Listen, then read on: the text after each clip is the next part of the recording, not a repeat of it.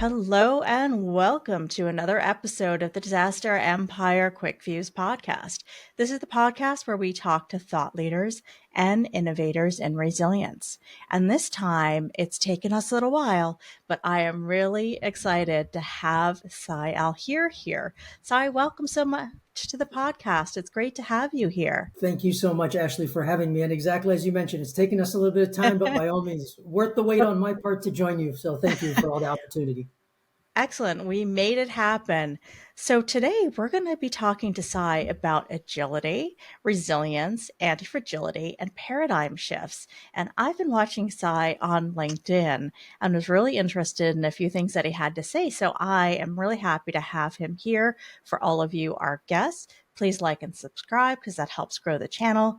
And so let's dive right in. Okay, so Sai, let's start with the term agility. And it's something you have shared and you've talked about, as I said. What's your definition of agility and why should we be embracing this paradigm shift? Excellent. Thank you so much, Ashley. And again, thank you for the opportunity to be with you and the audience and what have you. To address the question, I want to zoom out just a little bit and then zoom back in on it, if you will. That's great. If we reflect on the recent past, in particular, I'll say the 2020 timeframe, et cetera, and look at our history, all around what we will notice is that reality is pretty wild. And quite honestly, to be very frank, I think we've become too tame as human animals. As such, fundamentally, then, we can't domesticate reality. So we need to rewild ourselves. And what that really boils down to is reconceptualizing our whole experience of reality. And as such, we need a little bit of inspiration. And that inspiration comes from Mother Nature and what is commonly referenced as ecosystem thinking. Now, ecosystem thinking has agility, resilience, and anti-fragility embedded in there. I want to introduce also just a few more terms in particular that really allow us to approach the subject. As I like to say, what we've become accustomed to is really this reality control cycle. If you think about all the processes that we put in place, all the metrics, all the tools, what we're trying to do is control reality. Well, the reality is we can't control it. So we have to embrace a reality navigation cycle that's much more virtuous in how we operate in the world. Now, to get very specific about agility, and this is sort of the backdrop, agility and resilience and anti-fragility really are, if you will, muscle fibers of what I like to call a complexity muscle. Just like any muscle, you got to stress it to improve it. And you got to be careful how you stress your muscles, right, to improve, because you can't go overboard, you can't go underboard, it doesn't work. Additionally, you also have to keep in mind that as you are getting stressed, what's the source of stress, right? You don't want stress that's going to kill you respectfully, but rather stress that will allow you to grow and develop. The degree of exposure to stress, the acuteness of that stress, the recovery time, a lot of factors come into play. And then really working with stress becomes fundamental. So if we think about reality as a collection of tensions that we have to deal with, and our experience of those tensions is stress, we get now to the three pillars that I mentioned. Relative to agility, agility is fundamentally about responsiveness via adaptation, as I like to say. If you get a little bit more granular, it's how we reactively embrace stress rather than reject stress and be able to grow from that stress. And that really begins to create one thread of the three. I think that's great. And, I think that feels like the key to everything that we should be doing right now, because we've dealt with so many stressors, right, in our various work environments and our personal lives too. So that I want to hear more about that. But I think I want to move on to anti-fragility because that is a term that's really popping out there in the blogosphere. And I think, on LinkedIn, and many of us are talking about it in the industry. It's something that you've been sharing and talking about a lot. So can we get a definition from you of anti-fragility, and why should we be thinking about it? Definitely. And relative to anti-fragility, if we keep it within the same context and vernacular that we just approached agility with, if you will, really anti-fragility is about growth, if you will, via evolution. So it's different than agility and resilience. It's very distinct as I'm terming it, if you will. But here now we are proactively seeking, if you will, stress in order to grow. We actually need stress in order to grow. This is very, very different. And a lot of times in our language as we talk, people say, well, in spite of the stress that I experienced, I improved. Well, that's not exactly anti-fragility. What we should be thinking is because of the stress, I grew. That really is the proactive piece of it. Two sort of quick examples that make the concept very, very critical and crisp for us is if you think about, our yearly cycles of viruses that we encounter. You get the common cold, you get the flu, respectfully. So we take immunization and vaccines in order to inject a little bit of stress in our system so we can build that muscle. That is very intentional. It's proactive. Another one is going to the gym or doing some exercise. It's a proactive measure to exercise. It's not reactive to the situation. And my book came out in 2016, and I had numerous experiences before really the concept became much more relevant in 2019 and 2020. But exactly like you said, the industry is looking at all these threads, and one of the key things is to distinguish them as we are encountering this paradigm shift to ecosystems. Absolutely. I think that's a great example to talk about exercise in this context because if you're weightlifting, if you're doing strenuous cardio, you're doing intervals, et cetera, which I did a little earlier today, you're breaking your muscles, right? You're breaking your muscles in order to make them stronger. So I really like the way that you were talking about and helping to make it real for us. So now I want to ask you a question that I ask all of my guests, as you know. And what does resilience mean to you? Excellent, excellent. Again, if we look at it from the same vernacular as we've been talking, if you think about resilience, fundamentally, resilience is really trying to achieve continuity via recovery. And that becomes essential to why we need resilience, as we've always needed resilience. But it's very much reactively addressing, not neglecting the impact of stress. And we also build that thread for our complexity muscle.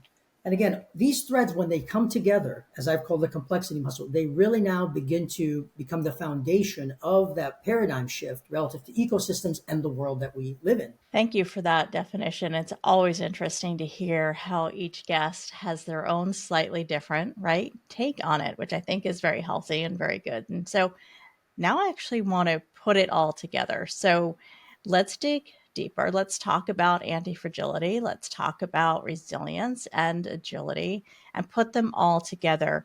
Really, how do you describe them as they relate to uncertainty and risk?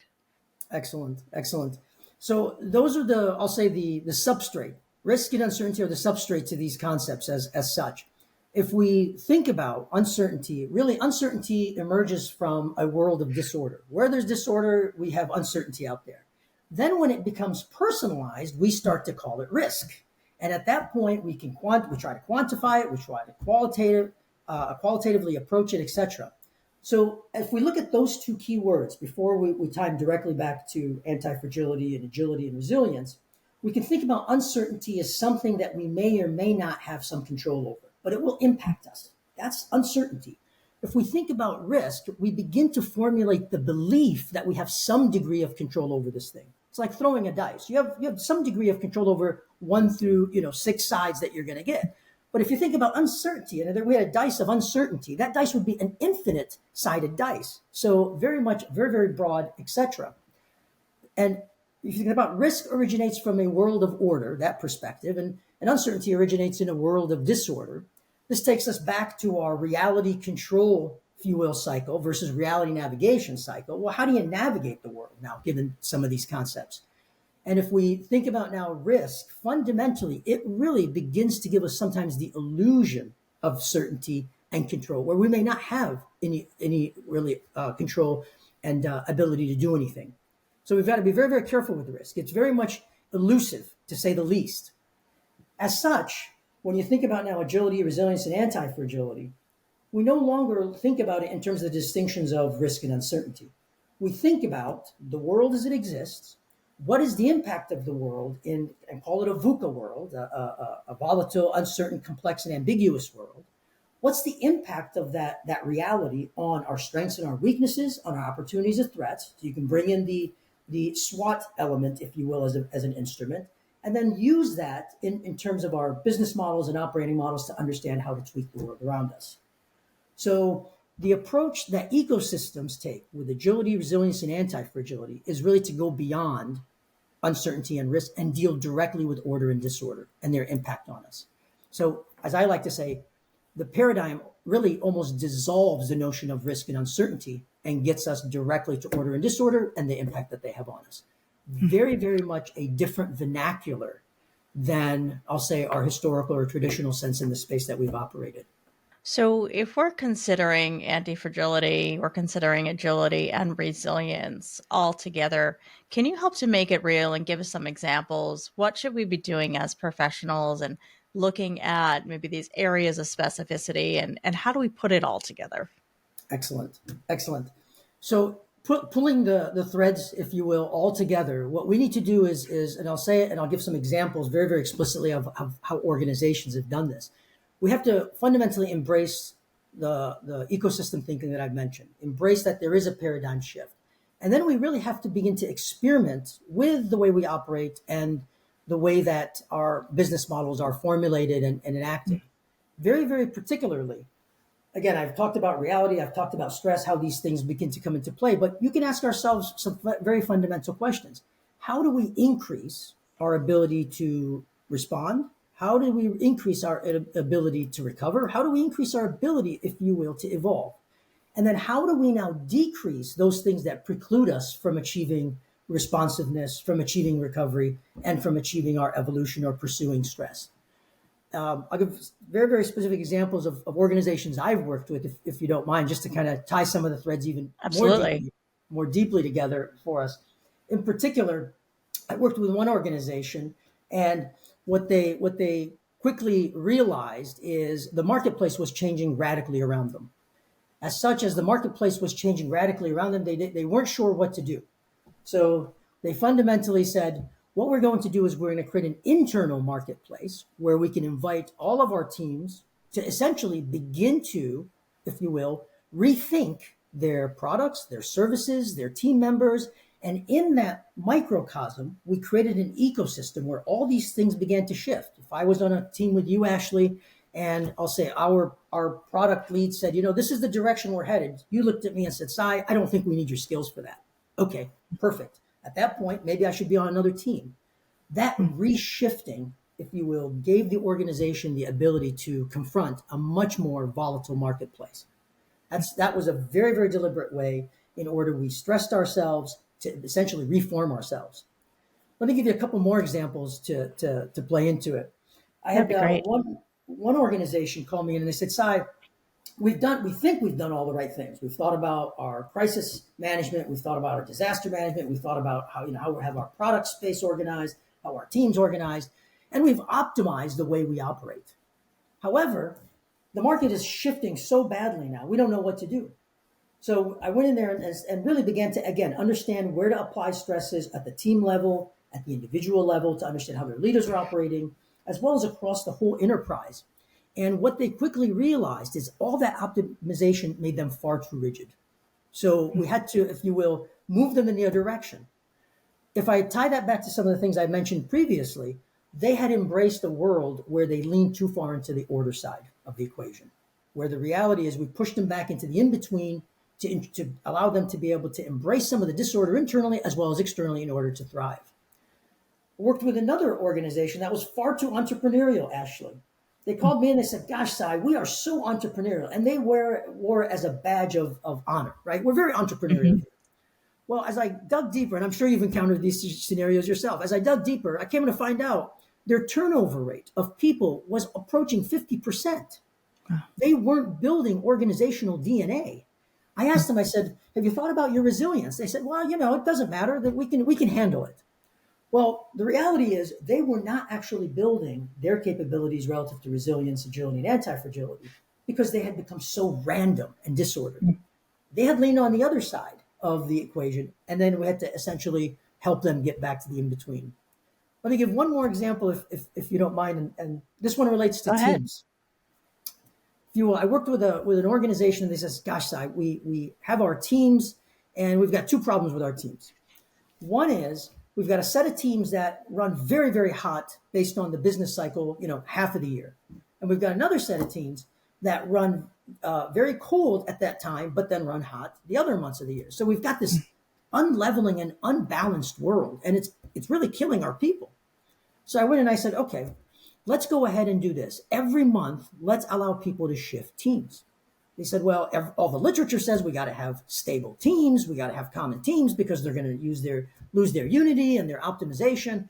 I said, well, you have options: run hot and burn people, not be ready for the shifts in the marketplace, or go ahead, if you will, and take a different approach. And they said, okay, we're willing to try this. So what we did, Ashley, is every month we allowed people to shift teams. And I say allowed in the sense that we empowered them to make the shifts that they wanted to make. Before you knew it, all the teams started to run in a middle zone. They weren't running hot or cold. And their impact and velocity in delivering products and services to the market skyrocketed, Ashley, because we were able to, as I said, allow them to embrace some of the thinking that I mentioned, the pressures and the stressors that we mentioned. One more problem they had, if you will, as I mentioned, they had two challenges. The other challenge was they said, Si, we've got some teams that seem to be really, really good in doing what they do. They meet their commitments and their goals and objectives. And we've got others that aren't working. So I said, okay, working with your human resources, I said, how about we give teams the option to vote people off the team? And of course, HR had a visceral reaction to that I suggestion. bet they did. As you can imagine, Oh no. you know. And I said to him, I said, well, I'll tell you what, allow the people on the teams to determine if they want to embrace that philosophy. If they all embrace it, then give them the option to essentially vote themselves off the team, vote each other off the team, and invite other people onto the team. And as we did that, if you will, and a few teams tried it, and then all the teams started to do it, it gave the teams the ability to attain the right degree of hygiene to be successful, to allow themselves, because we naturally want to grow as human beings, to bring stressors into their world, to remove things that were respectfully baggage that they didn't want to carry, change the whole equation all around for that group. Those are a few examples where these concepts really, really, if you will, have an impact, but it is a vernacular, a paradigm through which we have to operate. It's not, hey, here's a practice, go do it. A million practices I can give you, if you will, beyond that. Yeah. Forgive me for It rambling a definitely, bit, Ashley. yeah, no, it definitely sounds like a framework. And it sounds like it can be specific to an organization, what they're willing to embrace. And I think going into my next question for you is really what steps can businesses take to really thrive, right, and survive in today's environment? And you're starting to give us some examples. You gave us some examples there, and some of it sounds like that agility, if you will, or that flexibility to change and try out new things, and don't just rely on the tried and true or what has worked in the past. And maybe you can speak to this, and maybe you had something else in mind that you wanted to share. But one of the things that I'm seeing right now, and it's a natural human behavior, is people want to go back to the past. They want to Yes. go back to what was safe, what was comfortable. But Yep. my concern in our industry, and really in the best way that we can support our companies, our organizations, is it doesn't seem to me like we can do that. And I think we're seeing that, right, in all of the impacts that are occurring in the diamonism, if you will, across industries right now, and them having to pivot, right, for economic reasons, for talent reasons, for all of those other reasons. So, how can we take these concepts? How could they assist companies to really pivot? I don't know if that's the Yeah. best word, or to position themselves, if you will, for the future. Excellent question. Excellent question. So, and it really ties into our profession as well, exactly as you mentioned, because it requires change not only from the organizations and the From individuals we us. work with, but us as well. That's Yeah. it's very, very key. What I always encourage folks is I tell them, definitively embrace this as a viewpoint. It's a paradigm shift, as I've mentioned, and it's really under the banner of ecosystem thinking. Many labels fall under that, Mm-hmm. but embrace it as a way to look at the world and interact with the world. And then experiment, just like I mentioned, experiment at team level, experiment at individual level, at enterprise level, and even ecosystem levels across markets, etc. And the experiments that I just mentioned were truly experiments. How do we improve? So really, the onus is on us, Ashley, as professionals, to be creative and, if you will, curious about our environment. So how can we help them experiment? I give another example where that came into the picture and what people can do. And if I summarize it, embrace the paradigm, if you will, and experiment and learn. But really, you have to push ourselves. We have to push ourselves. I worked with an executive, very brutal executive, to be honest, extremely brutal. people shied away from encountering her because she was so difficult to work with and dangerous at times, if you will, and how she treated people. So I gained her confidence enough to help her recognize that I'm trying to do the right thing, work with her, because she was as aggressive with me as anyone else. And essentially, I found, and this is a simple techniques that we could use. I found opportunities where there are meetings that are happening, team meetings that are happening, that she is far removed from because she's removed from the reality of those meetings. Mhm. And what I would do is, again, gaining her confidence first. I said, look, I want you to step into this meeting. Just allow yourself to experience the meeting and see Mhm. what you think. Step into the meeting. She gets extremely anxious, right? Because she can't control the situation. She Mhm. can't contribute. And she was overwhelmed. And then I pull her out of the meeting. And the first time I did that with her, she became upset with me, quite honestly. Why did you do that? I said, well, I needed you to experience that. I need you to experience what people are experiencing when they work with you. Yeah. And those techniques, as simple as that, fundamentally begin to shift mindsets, shift paradigms, and what people can do. So the overarching statement, you know, treat it as a paradigm shift. And there's many other paradigm shifts around us. I like to mention Google search was a paradigm shift. Now we have AI as another paradigm Yep. shift that's pushing, It's freaking right? Google. Exactly. So embrace it as a paradigm shift and then experiment and learn and be very frank to do that. Our Us as a profession, I'll say what I've encountered and respectfully to everyone in our profession, we use a lot of labels, right? We use a Right. whole lot of labels, as you and I know. Yeah, a lot of jargon. Yes, a lot of jargon. But what is even more dangerous, and we got to challenge ourselves to change in the same way, is I see a Mm. lot of old wine and new bottles. Yeah. And that old wine and new bottles, to me, I don't engage heavily on LinkedIn because I'm disrespectfully disgusted by the old wine and new bottles. Mm. So I always tell people, don't encourage the illusion of control. Don't Yeah. encourage that paradigm. If you forgive me, that cycle of reality control. Encourage a reality navigation cycle. Otherwise, we're going to cause much more confusion. Yeah. I've gone as far, Ashley, to label it with colleagues and things. I label it. I say we're in the age of absurdity, or this is the age of absurdity, of the absurd in the way that we're approaching, the world around us, and we can't be nonchalant as you and I, started our Yeah. conversations way back to get here. But I really encourage us to kind of embrace those things and do the right thing with our own skin in the game as we work with Yeah. clients. And I think in our disciplines, I think, and then I had a final question for you. I think in our disciplines, one of the things that we need to do, and I hate to use this word because it is such a buzzword, I think, for everyone right now, but it's innovation. But, to your point, I don't agree that we should throw everything out, right? There are some aspects of whether you're in business continuity and incident management and IT and cyber, obviously there's some aspects of our disciplines that work very well. Yes. But I think we really need to take a hard look at, okay, what worked in the past. And I think one of the failings is we tend to, even in our industry, we tend to build for the last big event, right? Yes. Instead of looking ahead and saying, what is the environment now? What does the business or the organization need from us? What do we need to survive in the future? And so I love thinkers like you who are actively doing that. And you are breaking, right? Paradigms, if you will, or creating new paradigms, or looking at old patterns and how do we create new patterns that work or new structures. Yeah. And to your point, I would love to see every CEO out there and every senior leader sit in on a day of meetings, right, for their teams in critical areas and get a sense of what they're working on. Because I think sometimes there's so much disconnect. And I know their role is strategic, but how do you best right that ship, if you will, or put it in the direction you want to, if you don't have a strong understanding of the day to day? And what better for most of us than to actually experience it? Even if we just took a day, Yes. right? They took a day, Yeah. out of their average schedule and tried to do that.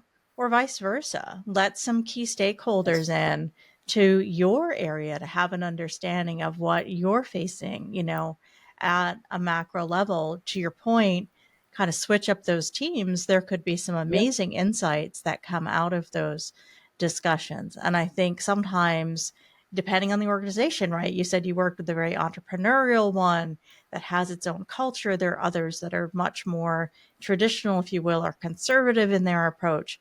And how do you bring innovation into that kind of structure when that isn't, right? The mindset of the people who've joined that company. And so we need people like you to come in and challenge that and really help those types of organizations to either organize in a way, right, that's going to help them best in your entrepreneurial example, or to break or to start adjusting their real culture in those that are more kind of stuck, if you will, or more tried and true in terms of what they do. So hopefully I paraphrase that a little bit.